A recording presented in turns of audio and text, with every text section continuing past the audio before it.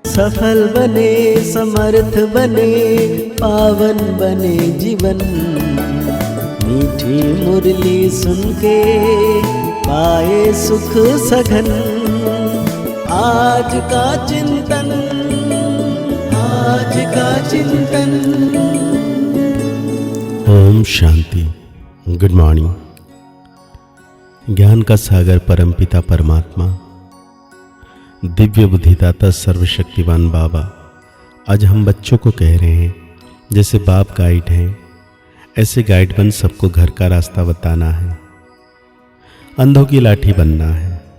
साथ में बाबा पूछ रहे हैं, इस बने बनाए ड्रामा मतलब अनादि ड्रामा का राज कौन सा है, जो तुम बच्चे ही जानते हो। बाबा कहते हैं यह बना बनाया ड्रामा अनादि है, अनादि ड्रामा है। इसमें ना तो कोई एक्टर ऐड हो सकते हैं, ना कोई कम हो सकता है। मोक्ष किसी को भी मिलता नहीं। कोई कहे कि हम इस आवागमन के चक्र में आए ही नहीं। बाबा कहते हैं हाँ, कुछ समय के लिए, लेकिन पाठ से कोई बिल्कुल छूट नहीं सकते। ये ड्रामा का राज तुम बच्चे ही जानते हो।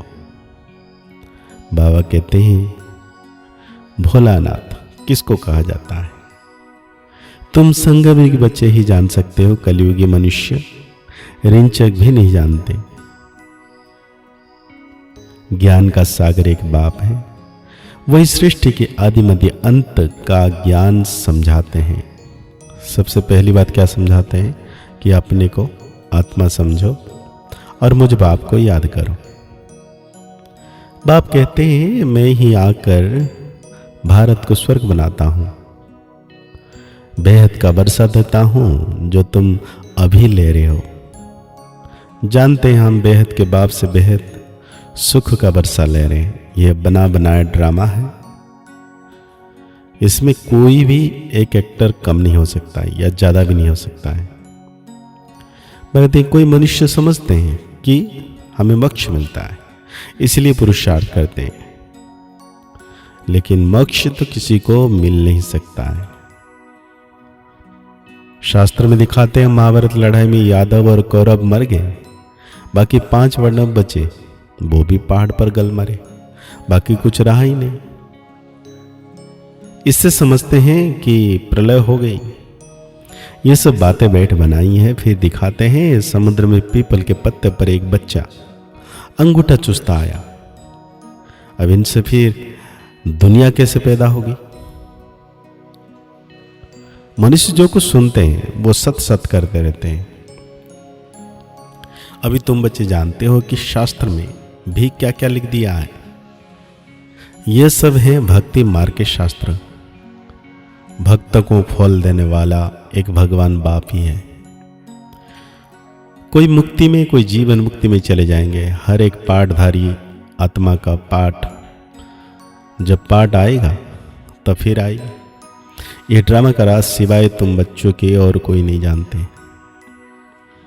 कहते हैं हम रचता और रचना को नहीं जानते। ड्रामा के एक्टर्स होकर और ड्रामा के आदि मध्य अंत ड्यूरेशन आदि को नहीं जाने तो बेसमझ कहेंगे ना। समझाने से भी समझते नहीं।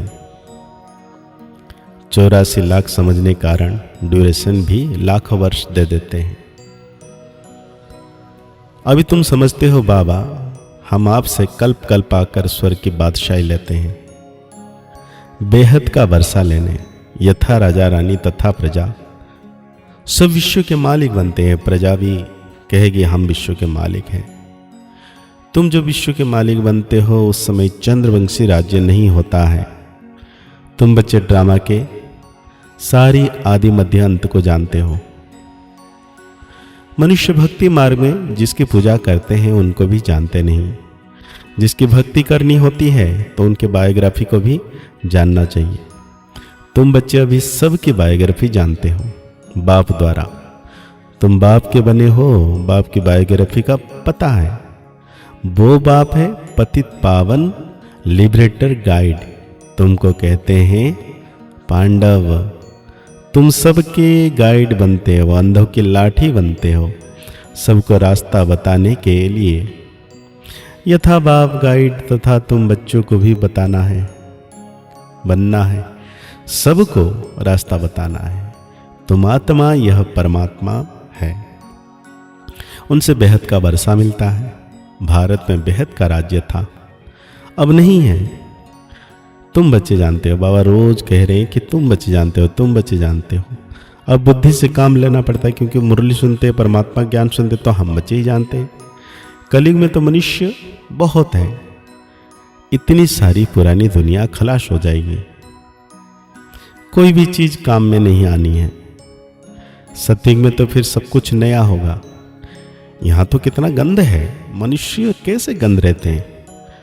धनवान बड़े अच्छे महलों में रहते हैं, गरीब तो बेचारे गंद में, झोपड़ियों में पड़े हैं। अब इन झोपड़ियों को डिस्ट्रॉय करते रहते हैं, उनको दूसरी जगह दें, वो जमीन पर बेचते रहते हैं, नहीं उठते तो जबरदस्ती उठाते हैं।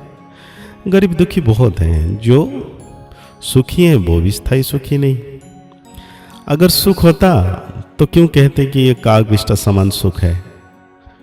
शिव भगवान उवाच, हम इन माताओं को ज्ञान देकर, मतलब माताओं के द्वारा स्वर्ग के द्वार खोल रहे हैं।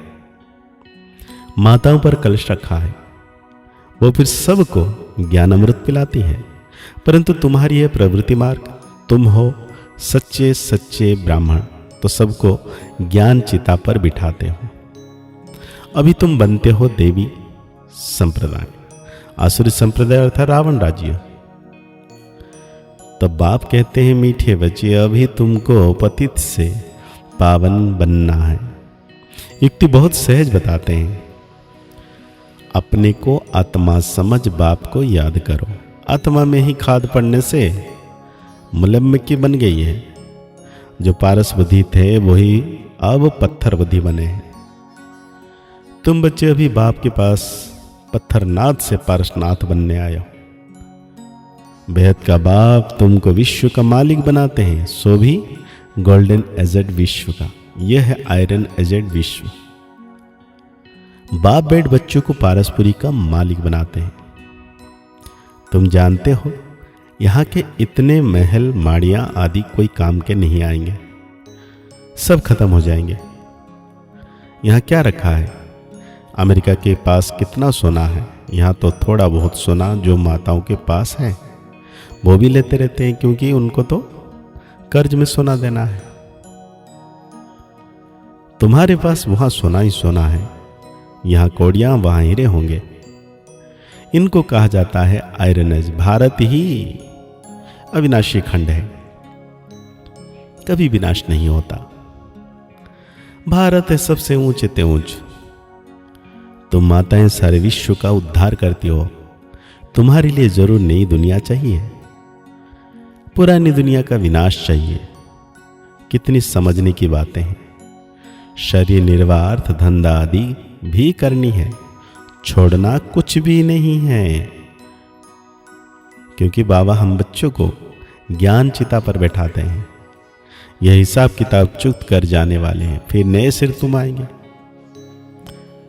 बाबा कहते जितने याद में रहेंगे उतना पवित्र बनेंगे और ऊंच पद पाएंगे। माताओं को तो फुर्सत रहती है, मेल्स की बुद्धि धंधे आदि तरफ चक्र लगाती रहती है। इसलिए बाप ने कलश भी माताओं पर रखा है। यहाँ तो स्त्री को कहते हैं कि पति ही तुम्हारा ईश्वर गुरु सब कुछ है, तुम उनकी दासी हो। अभी फिर बाप तुम माताओं को कितना ऊंच बनाते हैं। कोई कहते हैं हमको तो यही पसंद है, हम वहीं बैठे रहें। ऐसे थोड़ी हो सकता है, ड्रामा में नोंद हुआ है, जाकर पिछाड़ी में आएंगे जरूर। तो बाबा धारणा के लिए कहते हैं सच्चा सच्चा ब्राह्मण बन सबको ज्ञान अमृत पिलाना है, ज्ञान चिता पर बिठाना है। शरीर निर्वाह, अर्थ धंधा आदि सब कुछ करते। पतित से पावन बनने के लिए बाप की याद में रहना है और सबको बाप की याद दिलानी है। तो आज बाबा हम बच्चों को वरदान दे रहे हैं। ज्ञान दान तो सब करते हैं, लेकिन वरदान क्या है? विशेषताओं के दान द्वारा महान बनने वाले महादानी भव। ज्ञान दान तो सब करते हैं, लेकिन अविशेष आत्माओं को अपनी विशेषताओं का दान करना है। जो भी आपके सामने आए उसे आपसे बाप के स्नेह का अनुभव हो, आपकी चेहरे से बाप का चित्र और चलन से बाप का चरित्र दिखाई दे, आपकी विशेषताएं देखकर वह विशेष आत्मा बनने की प्रेरणा प्राप्त करें। ऐसे महादानी बनो तो आदि से अंत तक पूज्य बन। मेयपन और पुजारीपन में भी महान रहेंगे। तो आज बाबा स्लोगन दे रहे हैं, सदा आत्माभिमानी रहने वाले सबसे बड़ी ज्ञानी हैं। अब व्यक्ति इशारे में बाबा करें, जो सदा बाप की याद में लवलीन रहते हैं, मेयपन के त्याग वृत्ति में रहते हैं, उन्हीं से ही बाप दिखाई देता है। बाप बच्चे नॉलेज के आधार पर बाप की याद में समा जाते हैं।